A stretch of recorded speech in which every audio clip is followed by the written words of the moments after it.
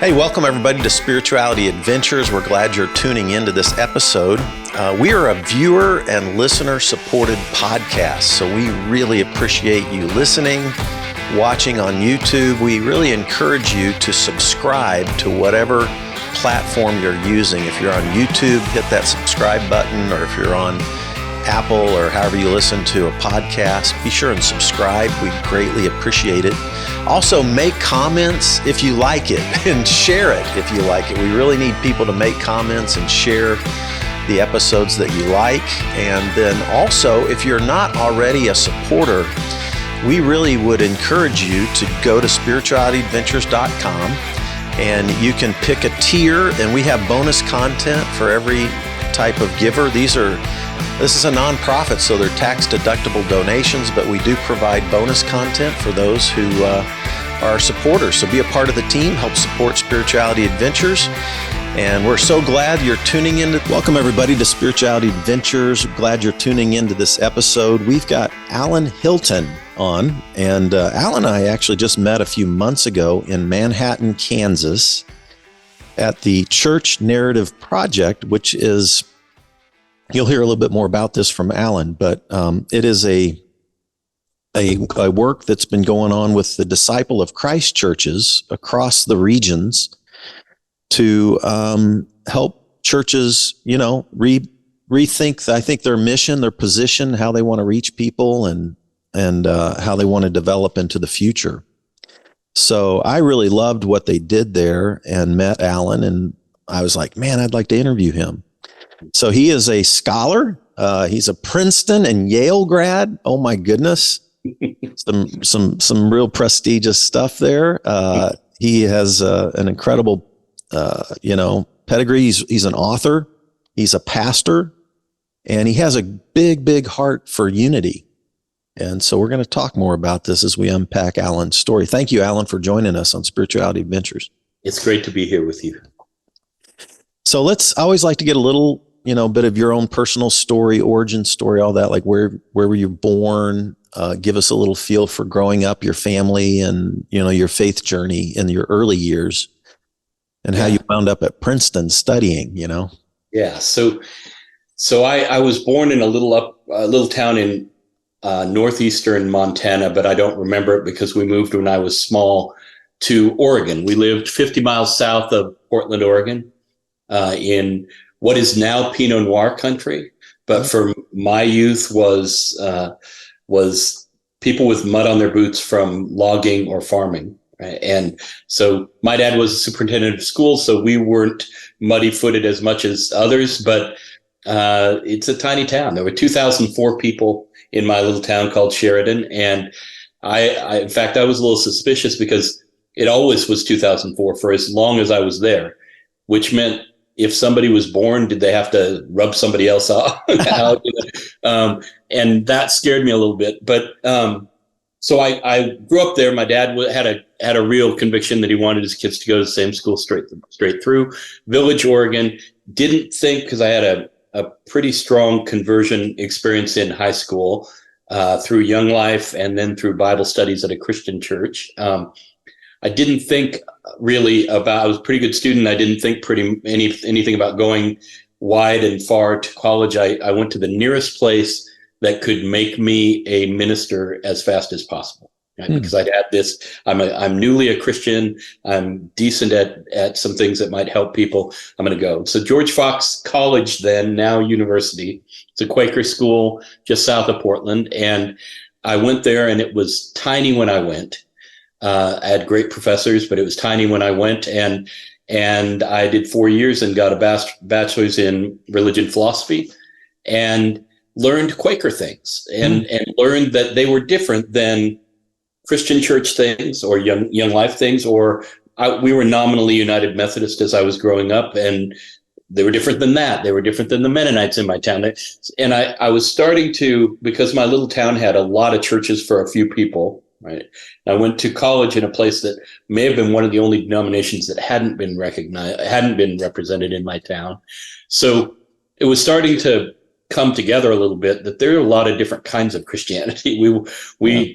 And I liked what I was learning. They had a peace witness. They had a strong sense of spirituality, right? Mm-hmm. They had spiritual practices were a thing with these folks, and they had an anti-war witness that was important to me at the time also. And so I soaked it up, went to Quaker churches while I was there, and then fell in love with books while I was there. So I didn't like the ministry classes as much as I liked the Kierkegaard class or the Middlemarch class, the English literature class. And so I was struggling as to whether I ought to go into ministry or into academics. And a friend of mine, or a mentor of mine named Earl Palmer, who was a Presbyterian pastor, very kind of big church Presbyterian pastor at the time in Berkeley, had become kind of a distant mentor of mine. And he was on the board at Princeton Seminary and said, why don't you go to Princeton and sort it out? Go, you can become a scholar, you can become a minister, you can figure it out there. And within a couple of weeks at Princeton, I had pretty much decided I wanted to study New Testament. I kind of knew how I wanted to do that. And so I sort of did an MDiv that leaned way over in that direction, right, toward New Testament scholarship. And then went to Yale to do a PhD in New Testament in the social history of the early Christians. That was the emphasis, right? So basically, when I left, who did you do your? I got several questions already, but yeah, you're good. So I'm not meaning to skate so fast. Wayne Meeks, he wrote a book called The First Urban Christians that became kind of the primer for a lot of people for what it was to do social history. He asked the question, what was it like to be an early Christian in one of Paul's churches in a city of the Greco-Roman Empire? And interesting. But when I left Princeton, so J. Christian Becker, Dutchman, wrote theology of Paul books. Paul Apostle, the sort of apocalyptic stuff, right? And so very much a New Testament theology guy. And here I was applying to places and wanting to go into social history. And in an exasperated moment, Becker looked at me and said, Alan, why is it that you want to go to Yale and learn how the early Christians went to the bathroom, right? He didn't have much space for learning about how early Christian life fit into the daily life in Rome, but that's what I was fascinated by. So I went to New Haven and had good pizza and studied social history of the New Testament, which kind of became a new mode of interpretation for me. It became a way of looking at scripture that wasn't that imagined the groups who were receiving it, right? And tried to look at the book and hear the book through the ears and eyes of the people who were in a crowded living room in Corinth or in Ephesus or in Philippi. And it felt different to do that. It gave me a lens that had a little wider view, and it allowed me to do some of the processing of why I thought scripture was inspired and why I thought scripture could still be read seriously and authoritatively without some of the strong literalism that I had grown up in my faith with, that I'd come into faith with. And so it gave me a way of broadening the lens a little bit, or widening the aperture. And that was great from my experience of Christ, my experience of faith. It was a big change to be able to have the Bible be a little bigger, a little wider across human experience. Yeah. Like a sociology of religion, but focused in on first century social mores and what these new little groups of Jesus followers were experiencing on, I think of like social sources of denominationalism, all the kind of social religion, Harvey Cox people and all those, but then taking that study and applying it into New Testament communities. Yeah, that's cool. Yeah, so as a, for instance, what did you do your dissertation on then? Yeah, so I did it in Acts chapter 4, where Peter and John are standing up before the Sanhedrin, who is the same group of Jewish leaders who have just, in Luke's narrative, just sent Jesus to Pilate to be tried and then crucified. So these are guys with some power. And Peter and John, one of whom had denied Jesus before his crucifixion, are standing in front of these guys talking bravely, right?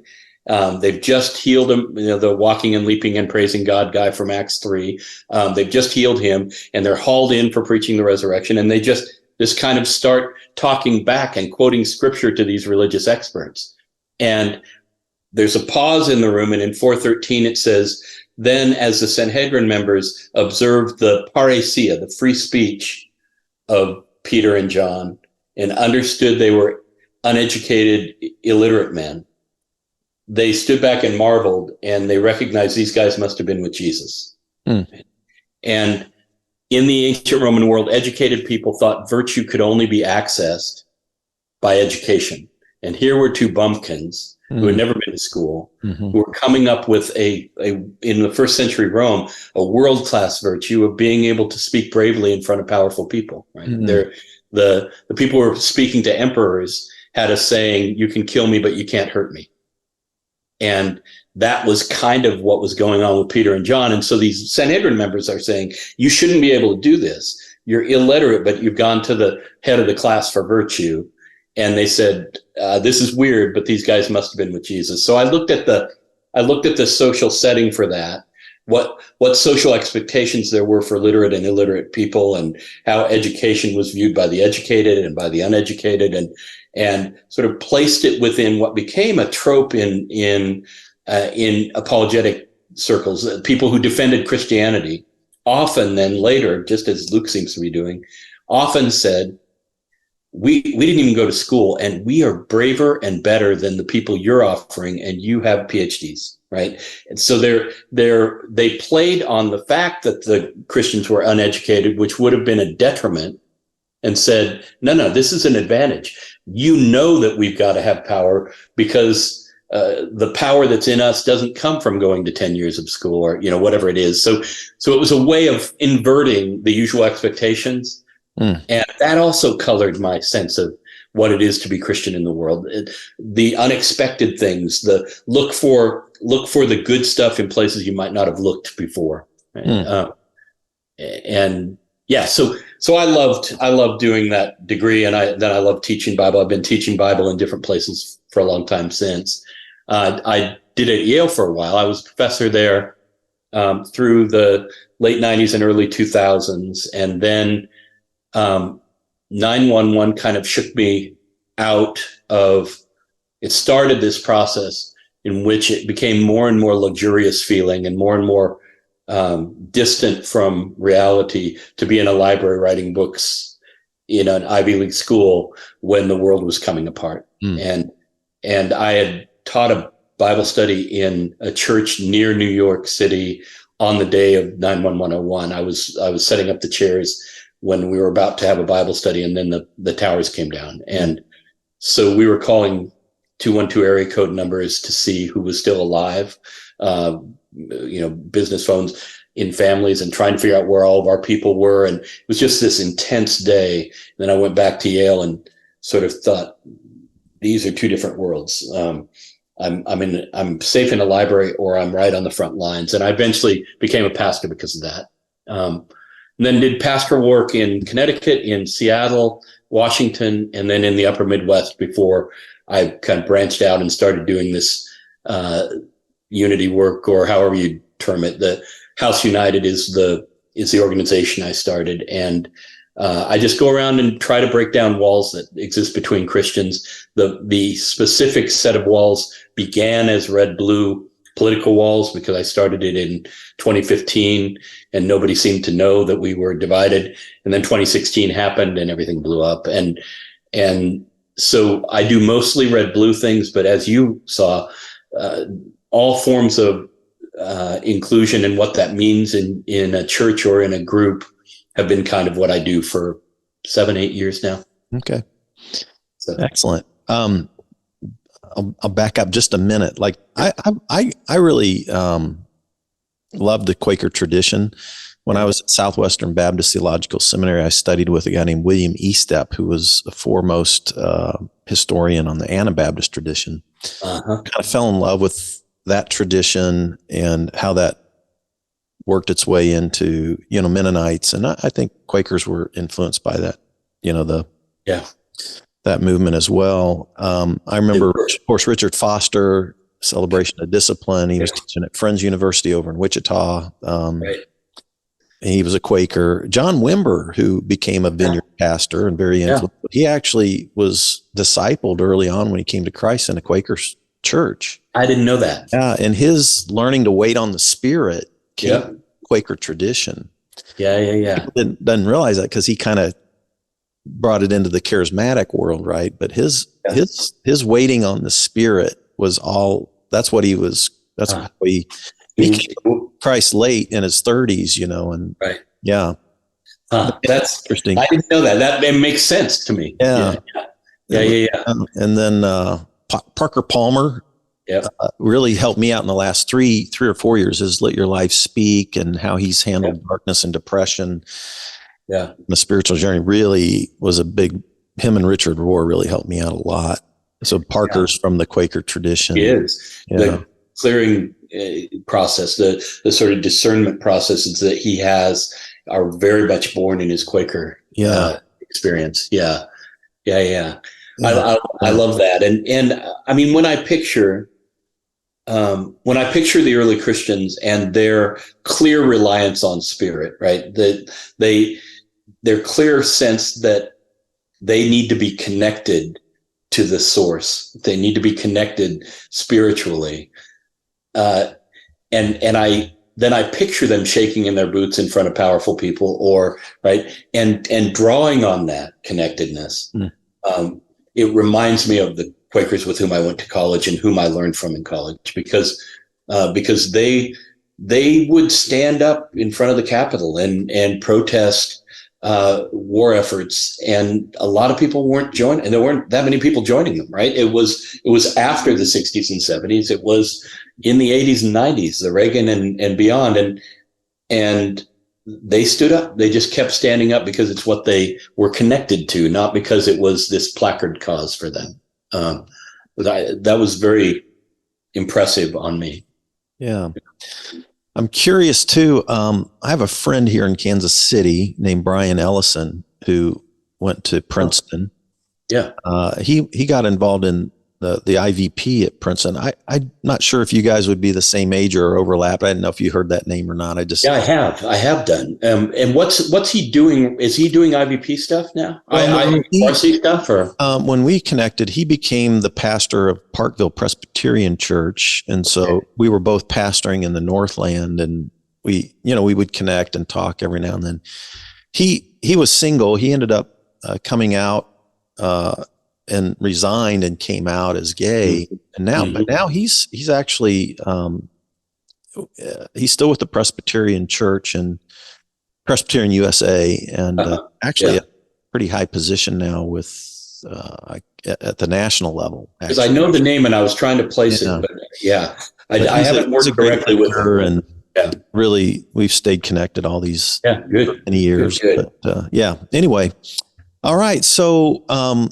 Let's dive into A House United. This is your book. And first of all, why don't you give us just a little perspective on why you started A House United? Yeah. And then maybe even tell how that dovetails into the Narrative Project and other projects that you're doing that correspond to your heart for unity. So very controversial lines. Not a fuzzy wuzzy unity where you ignore everything that you disagree about, but where you plunge into it, and dive into the difficulties and have tough conversations. Tell us about the origins of that. And so I told you that I grew up in a town that had a lot of churches, and I went to Bible study in one, and went to vacation Bible school in another, and I went to youth group in another, I realized I had been in a lot of churches there. I'd been in Quaker churches, Episcopal churches, in Catholic churches, and I found that nobody in that whole experience, I hadn't run into anybody who was trying to get Jesus wrong, right?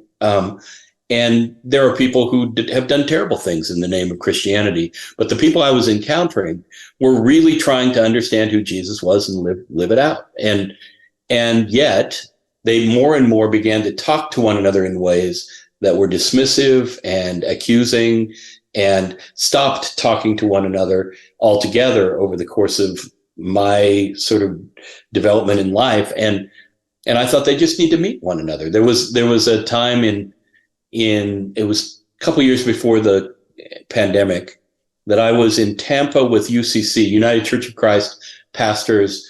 And the United Church of Christ is probably the most progressive of the mainline denominations. With Tall Steeple United Church of Christ pastors Monday, Tuesday, Wednesday in Tampa.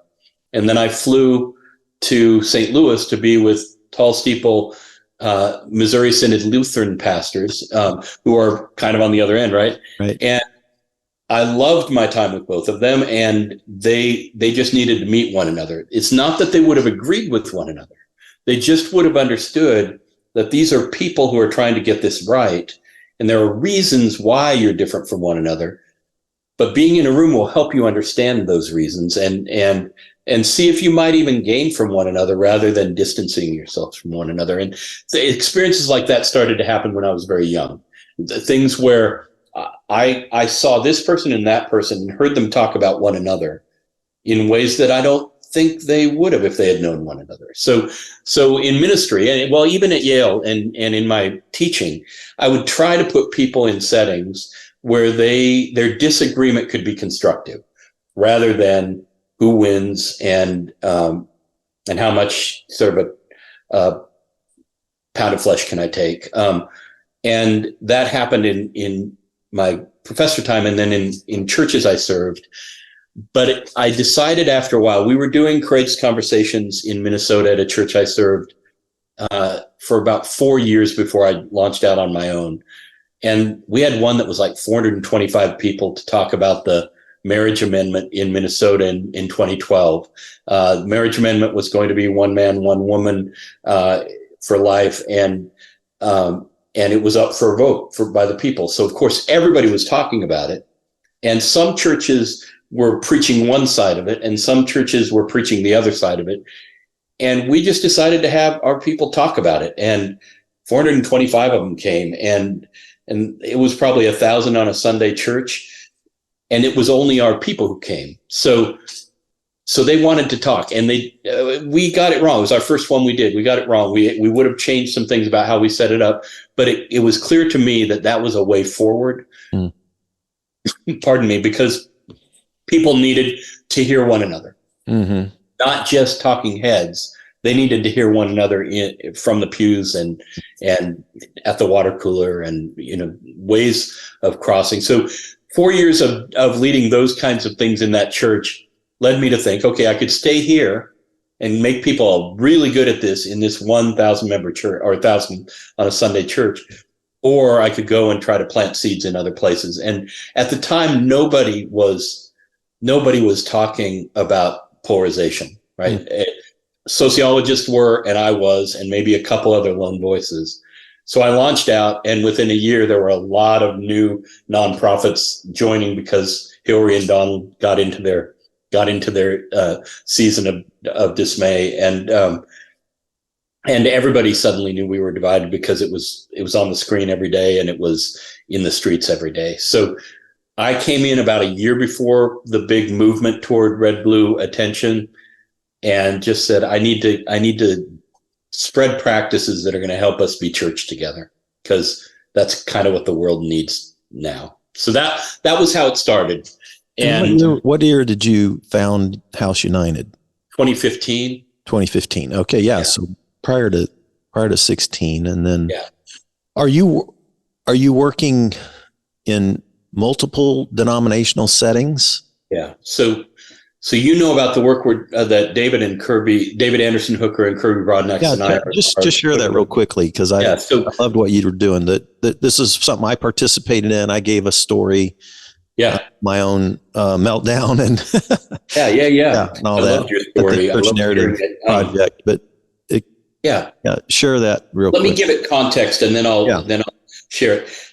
David Anderson Hooker and I, he was a he was a professor at Notre Dame at the time. It was I want to say 2018, something like that. And he and I were both invited to lead. He was leading a workshop at Duke Divinity School's Summer Institute for Peace, conflict resolution. And so he and I were there together. I was a plenary keynoter guy, and he was leading a really cool workshop. And I took his workshop, and he came to my plenary. And after my plenary, we ran into each other and said, we got to work together, because he was doing things in racial, ethnic, cultural spheres. I was doing them in political spheres. And we just realized we could help each other. And it took us a while to get together and do that. We worked a bit with the Presbyterian Church USA mission agency together for a couple of years, worked with Columbia Seminary for a little bit. And then we took up maybe about a year ago, the Disciples of Christ. And in the Disciples of Christ, they've been the ones who have taken it on most heartily. Terry Hurd Owens, and is that Owens Hurd? I just met her at that church project. See, I'm so new to the DOC world. I'm still learning lay of the land. But I'm not DOC, so I'm the same as you. But Terry and Yvonne Gilmore, who is kind of heading it up, as she's the lieutenant who's running with it. Clearly, they heard David talk about going beyond anti-racism, going beyond saying we aren't going to be this, to saying, well, what are we going to be? Mm-hmm. David and I have always agreed that defining yourself by a negative doesn't really work. We don't know who we are, but we know who we aren't. Right. It's sort of the way things go. And Christianity, think about fundamentalists do the Bible one way. So progressives respond by saying, we don't really read the Bible, but at least we don't read it like that, like they do, right? There's a lot of defining over against. And we thought, well, David has done this for a while. Why don't we imagine what we actually want to become, what we think God's future is? Yeah. And so identify what the problem is currently and say, we don't want that.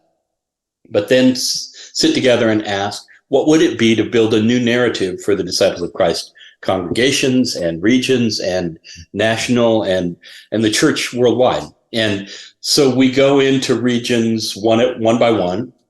Yours was the joining of 3, I think: Nebraska, Kansas City, and Kansas, I think. Yes. And we just ask, what's getting in the way? And people map that narrative. And then we sort of take a look at that and say, that's not where we want to be.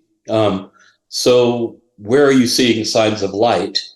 And we map that. So all these obstacles are in the way. All this sort of these ways of being together that aren't working are in the way, are around, and we recognize them. So where are the signs of light? And let's start there and build what the narrative of a shared future might look like, a preferred narrative of a shared future. And we just get that mapped. And then it becomes the task of the region, or in concert with us, the region's leaders, to say, how do we get there? What steps would need to be taken? What would we need to do to live into that future and get through those obstacles to it? And it's been very interesting to watch region to region how there's so much overlap in between the charts. You were in on a meeting where we mapped the current narrative and we mapped the hope for narrative. There's a lot of overlap, but each region is dealing with obviously specific things, so they come out a little different. It's going to be the hope for long term is to bring those together and ask as an organization, as national and Canadian movement, how do we do this? Right? What's the role of the congregation? What's the role of the region? And what's the role of the whole lot? And how can we leaven the rest of the churches in the world? So it's a big project. We're going to be doing it for 2.5, 3 years, I think, region to region. But it was fun to be with you all in Manhattan. Yeah. I've always tried to define myself by what I'm for, not what I'm against. Yeah. And I like that. Also, the subtitle of your book, A House United, How the Church Can Save the World.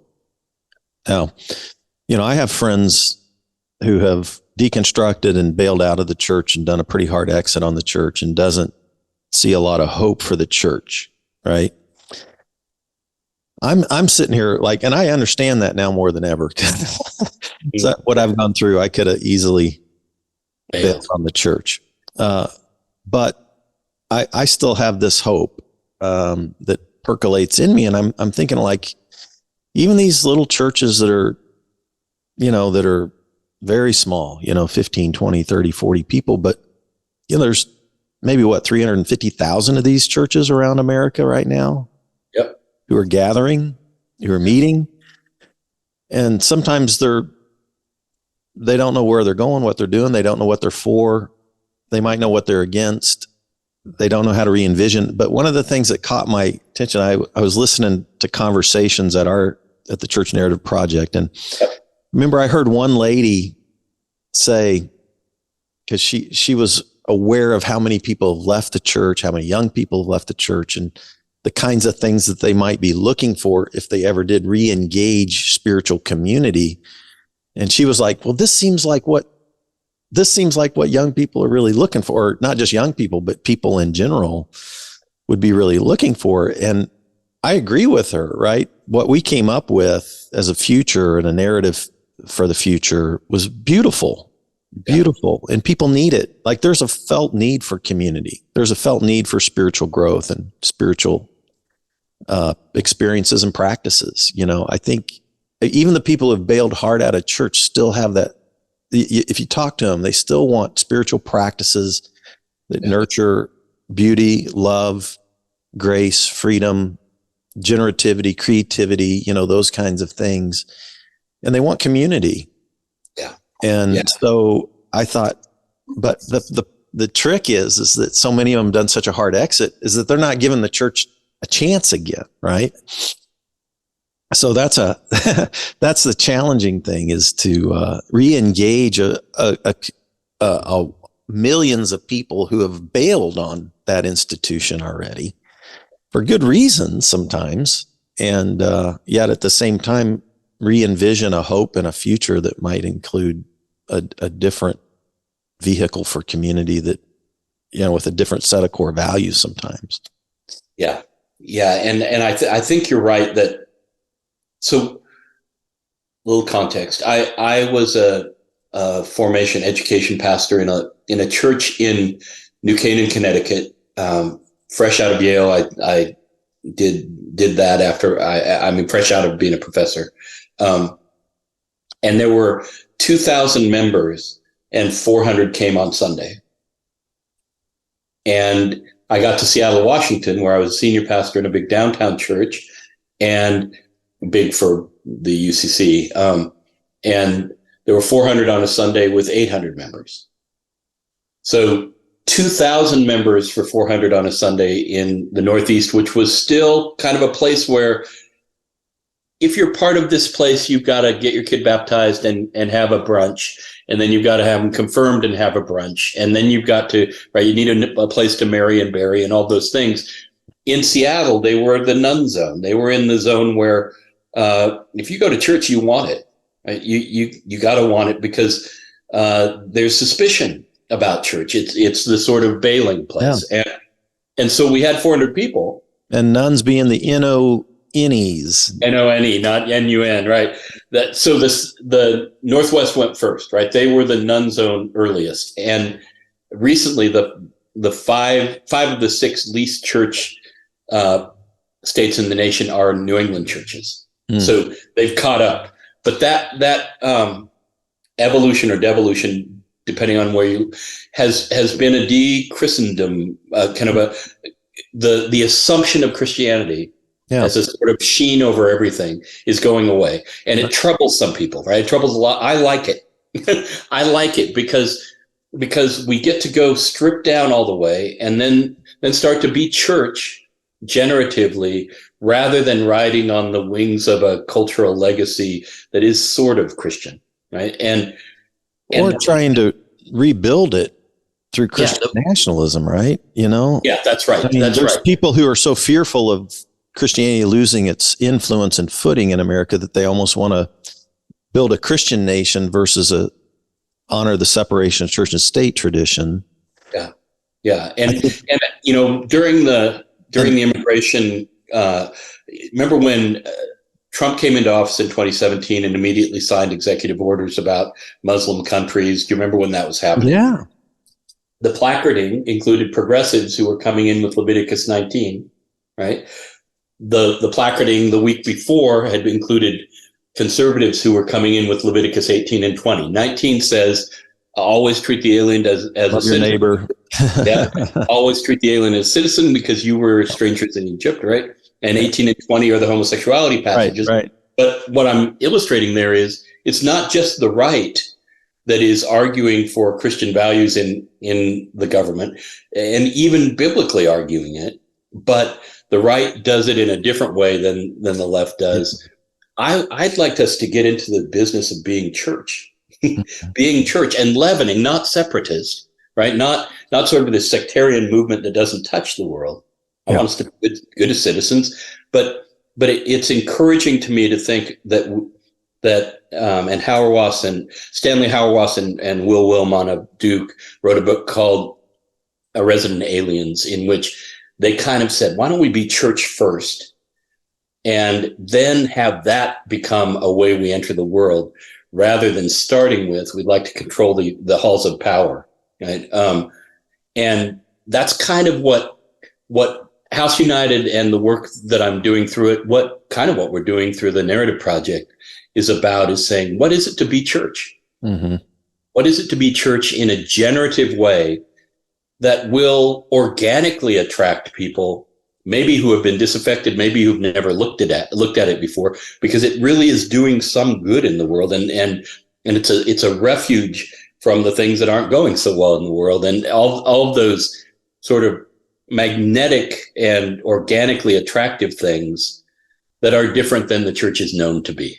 Yeah. Yeah, I love that. I think, when you speak to a broad audience and education levels are all over the map, a lot of people don't understand the magisterial Reformation versus the Anabaptist Reformation. They don't understand the importance of separation of church and state from Christians killing each other in the Reformation, and then the Anabaptists getting killed by everybody. And then if you understand church history, and I tend to say, the church has never done very good when it was in power. Right. Historically, right? Like we've kind of we haven't represented Jesus very well when we've been in the places of power. We represent empire instead of, and I think the church has always done better when it's a persecuted minority living out the mandates of Jesus, because that's what he was. And I think we do better from the margins than we do from the imperial power structures, and we're more like Jesus at the margins. It's one of the great ironies. Yeah, but it's like there's a whole wanting power, but we then get ugly when we get power. Yeah, there's a whole generation that just don't understand that history.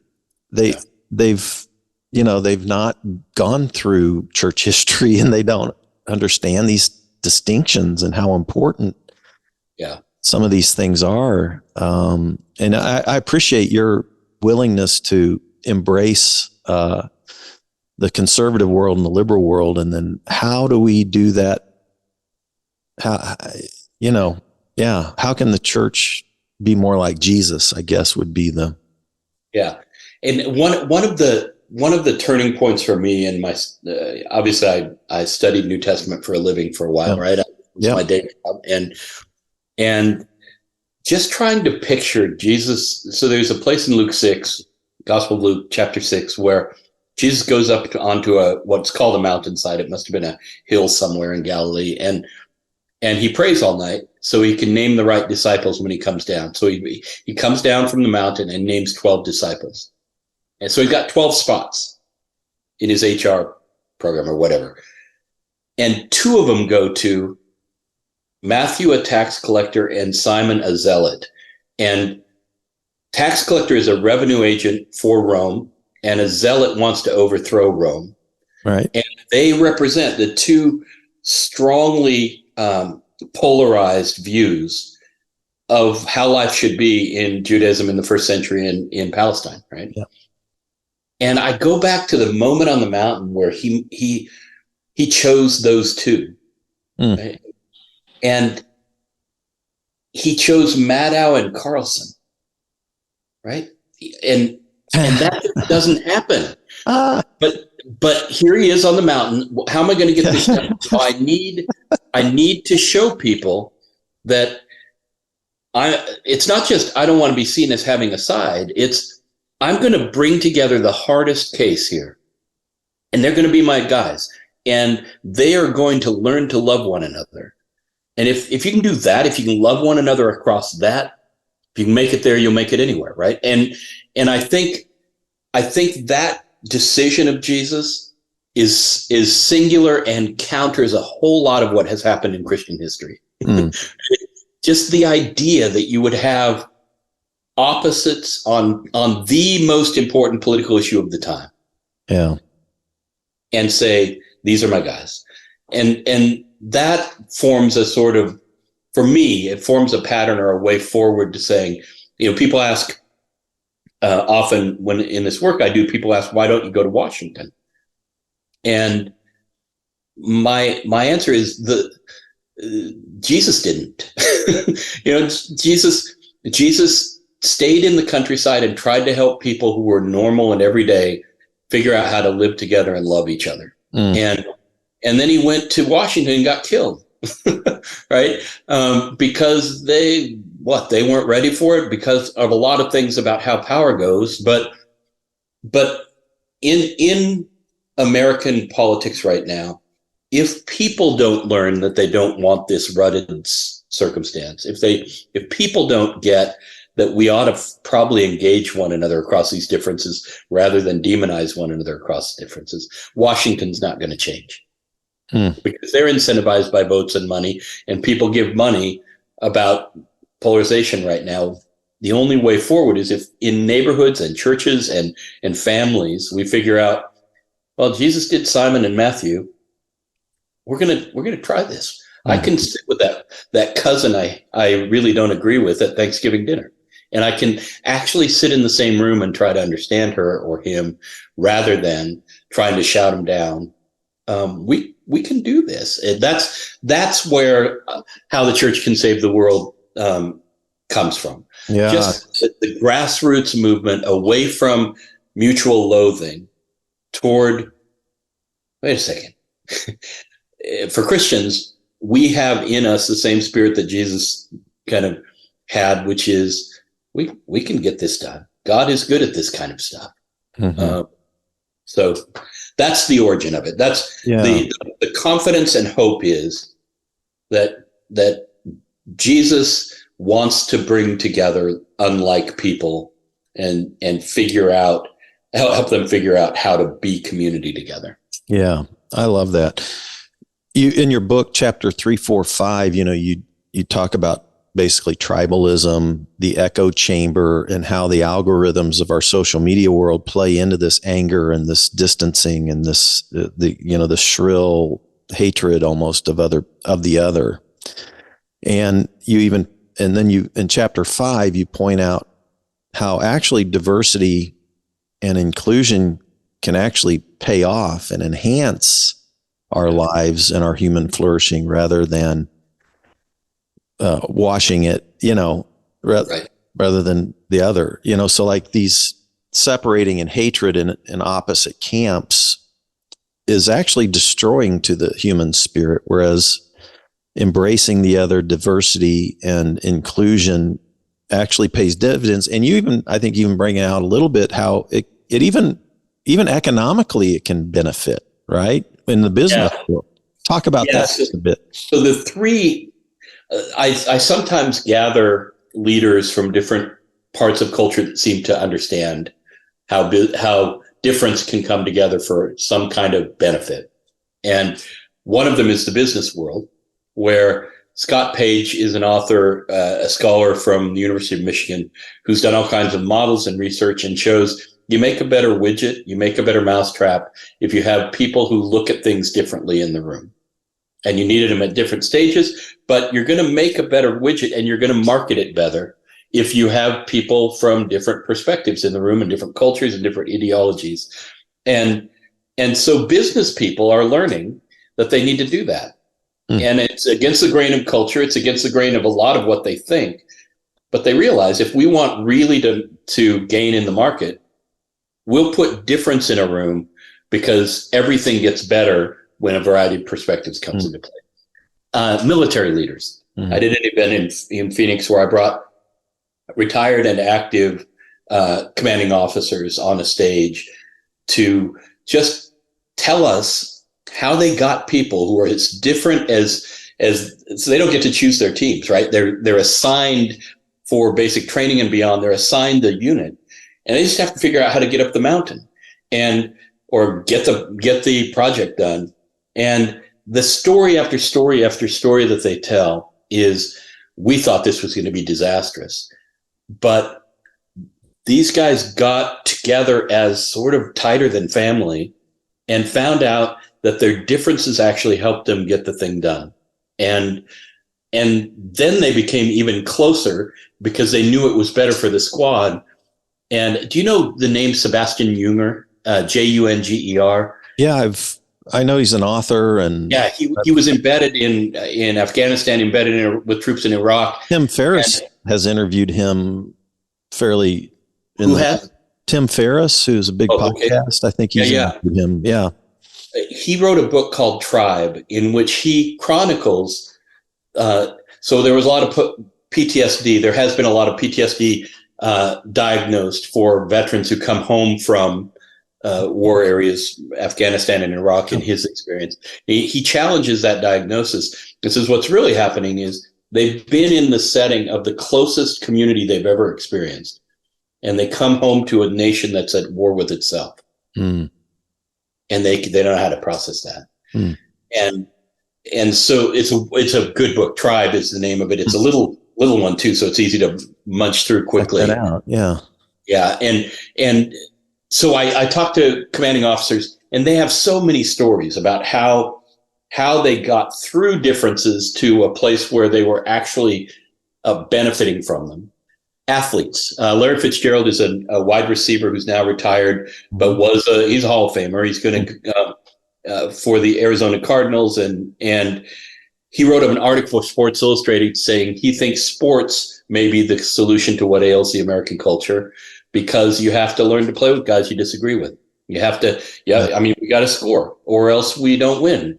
And it doesn't matter who you voted for in the last election. I got to catch your pass, right? And so there are venues in our national life.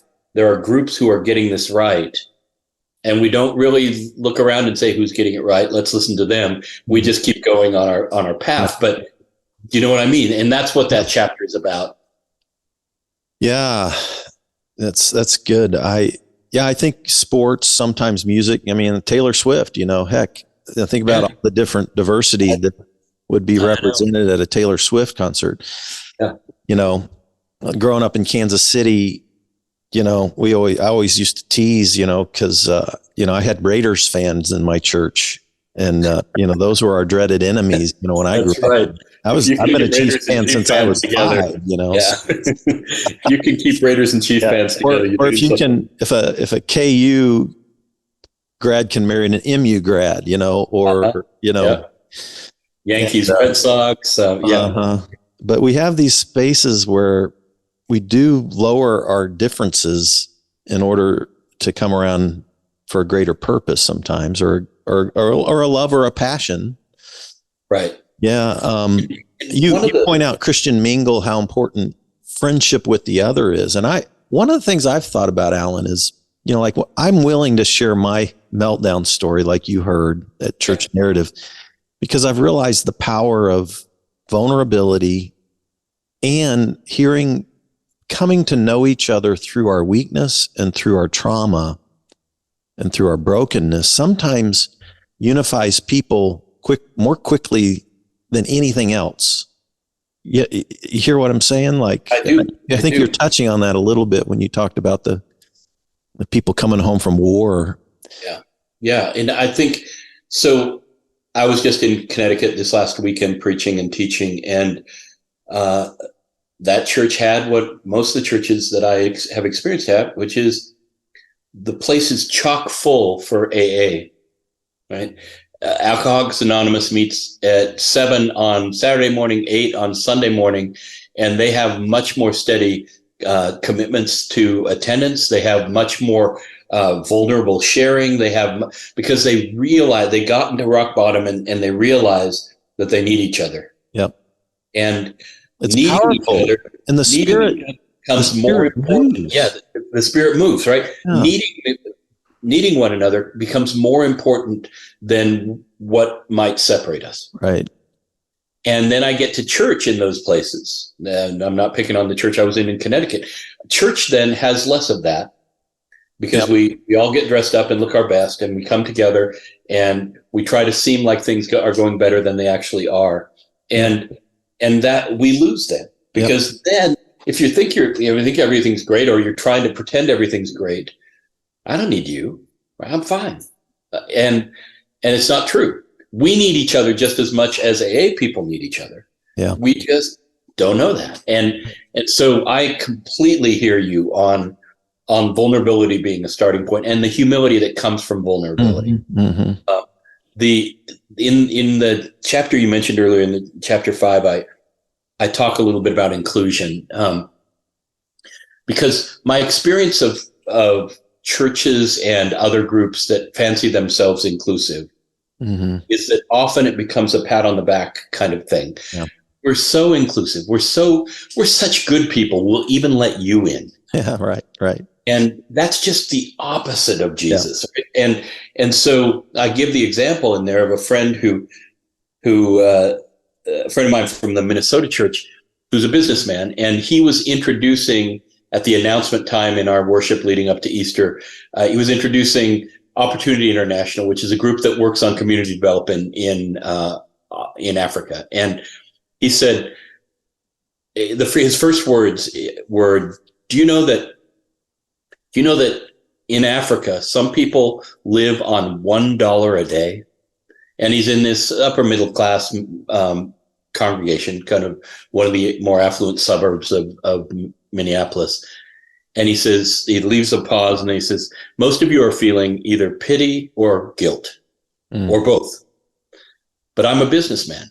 When I hear that somebody can live on $1 a day, I know I can't, and I think I got to meet this guy. You see the difference between those two forms of inclusion? What can I learn from you? We need you here at the table. We need you rather than we'll let you in. Right. We're really good people after all. And so the humility, vulnerability, I don't know everything, I don't get everything right, is a hard thing for Americans to say right now. We're very keen on what we think, and we tribalize around it.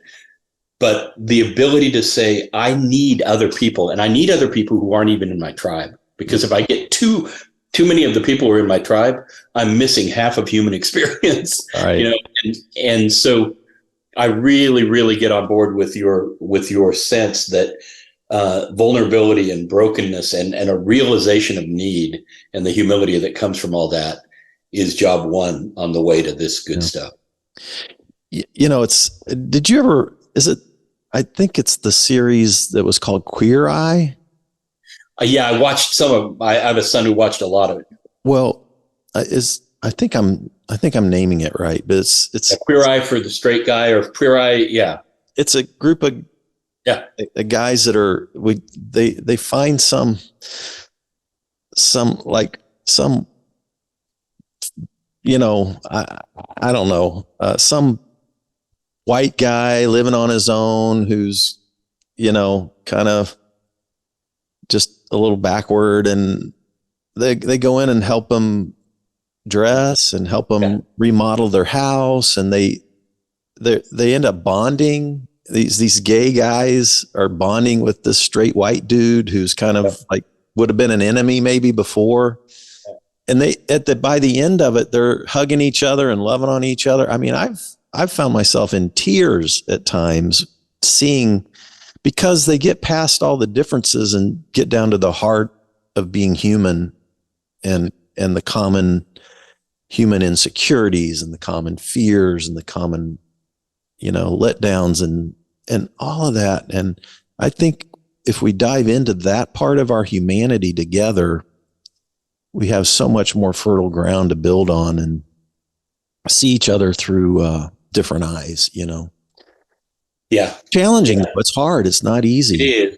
You're doing hard work.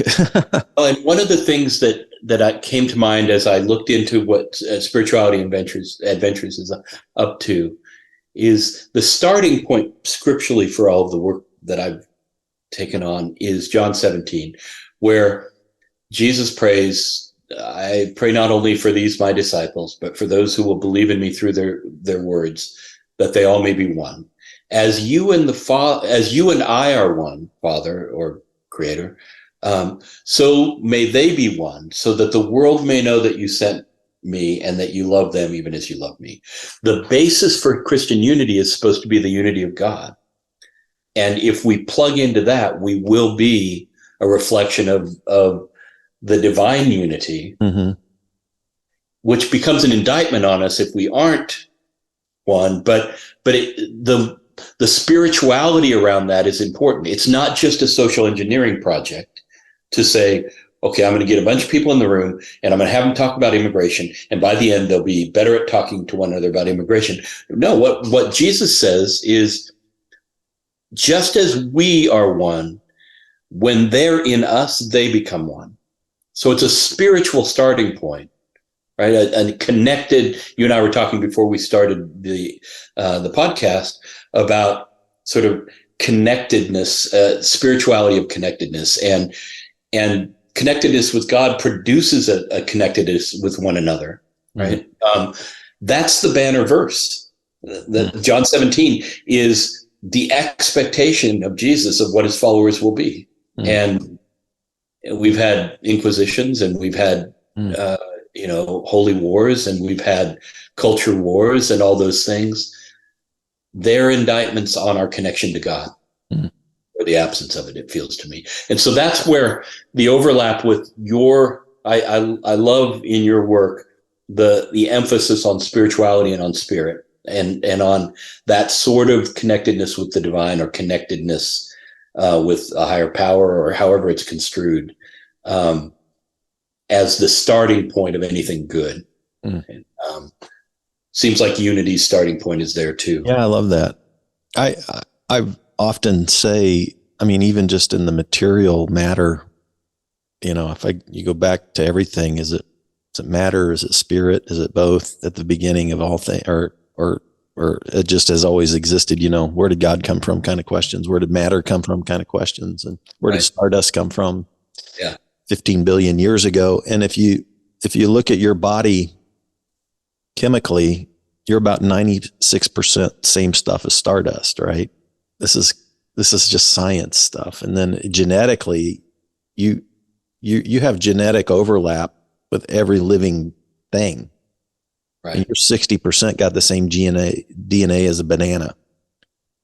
And I'm like things are the unity diversity issue. You go back to all your ancient philosophers and they are always trying to figure out, well, what unifies everything? Is it fire? Is it sky? Is it water? Is it air or whatever? And then why is there so much diversity if there's unity, and of course, Christians did it with the Trinity, and we do it, but it's such a fundamental thing, unity and diversity. I love your work, love what you're trying to accomplish, man. God bless you. At the end, you talk about mission, and how mission is evangelism, mission is service, mission is advocacy, but then you then bring in your John 17 mission as unity, oneness. So I'll give you an example of that. And it happened after the book, so it's not something that's in the book. I do these crazy conversations, and so I go in and we do talk about healthcare or abortion, or the ones that are hardest to talk about. and everybody leaves kind of surprised there were no fatalities, right? and they look at each other and they say, I love you just as much as I did before, even though I know more about you and some of what I know about you, I don't agree with. And people start out by being a little too nice because they think I want them to be nice. And so they hold back their differences, but pretty soon they trust each other enough to share them. And I did 4 or 5 of these in a congregation in Wellesley, Mass, and at Wellesley Village Church. And they were making headway. And then there came in the town of Wellesley a real eruption of conflict about Columbus Day versus Indigenous Peoples Day. This was 4 or 5 years ago. Yeah. And the town council, the board of selectmen, got together and tried to figure it out. What are we going to have it? Are we not going to have it? Are we going to do Columbus or Columbus only or Indigenous only? What are we going to do? And they got in all these really skirmishes, and they finally threw up their hands and gave it back out to the town and said, you guys need to try to solve this because we can't get anywhere on it. So the pastor I'd worked with called me and said, Alan, come fly back and facilitate a crazy conversation on Columbus Day versus Indigenous Peoples Day. And I did, and there were 120 people in this little chapel, and they did marvelously. And there was ethnic diversity and ideological diversity and all kinds of good things going on. They did marvelously. They listened to one another well because they had practiced. In the back row were a couple of the town council members and an advocate from each side, who then approached the pastor afterward and said, you guys need to do this more often. We don't know how to do it. Right. I think the skill of figuring out how to have conversation with one another and to love one another in spite of or through what we hear is something the world just doesn't have. The general culture doesn't know how to talk to each other, and we're getting worse at it, and we get angry about it. If churches figure out how to do this, it's a new mission. It's a way of Jeremiah. Exile. Jeremiah writes to the exiles who have just been taken out of their home and marched across to Babylon, and they're undone by it, and they're angry, they're confused, and they're bunkering down. They think, well, let's just last this out. Let's just close our eyes and last it out. Jeremiah writes, no. Plant gardens, plant trees, have your children marry one another, and seek the shalom of your city. For in its shalom will be your shalom. Right now is an opportune moment. This is sort of one of those Esther for such a. I love your take on this, by the way. I love this. Yeah. The idea that we look around with Jeremiah and say, what's ailing the American culture? Well, we can't do community because we hate one another across political or ethnic lines.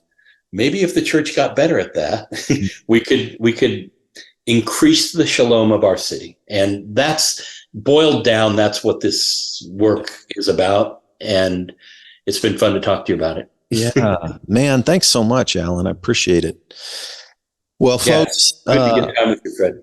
Yeah, definitely. I want to honor your time and our listeners. So thank you so much for coming on Spirituality Adventures. Thank you for the work that you're doing. I appreciated it a great deal, even just with the short time we had with the Church Narrative Project. And so, we could spend a lot of hours together talking, and probably who do you know that I know kind of thing too. I know we've got a lot of overlap. It's been a pleasure to talk with you and to get to know you a little better too. Thank you.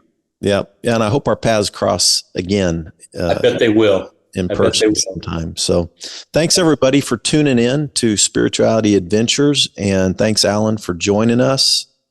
And we will talk to you next time, everybody. Thanks for tuning in. Bye-bye. Blessings.